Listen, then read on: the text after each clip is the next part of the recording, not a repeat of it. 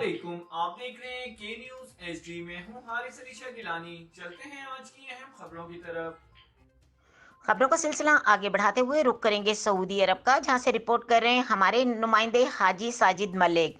سعودی عرب سے پاکستان آنے والی خاتون شاپنگ کے لیے نکلی، لیکن راستے میں ایسا کام ہو گیا کہ کسی کو پتہ نہ چلا۔ ایک بار پھر آپ کو بتاتے چلیں، سعودی عرب سے اپنے 4 بچوں کے ہمراہ پاکستان آنے والی خاتون کو مبینہ طور پر سرائے عالمگیر سے اغوا کر لیا گیا۔ پولیس کے مطابق سائرہ نامی خاتون 3 ہفتے قبل اپنے 4 بچوں کے ہمراہ واپس آئی تھی۔ گزشتہ روز انہوں نے واپس سعودی عرب جانا تھا، تاہم وہ لاپتہ ہو گئے۔ خاتون اپنے بچوں کے ساتھ کار میں شاپنگ کے لیے نکلی تھی، جس کی سی سی ٹی وی فوٹیج موجود ہے، تاہم راستے میں ہی لاپتہ ہو گئی۔ پولیس نے لاپتہ خاتون کے شوہر کی مدعیت میں ایک مشکوک شخص کے خلاف مقدمہ درج کر کے تحقیقات شروع کر دیں۔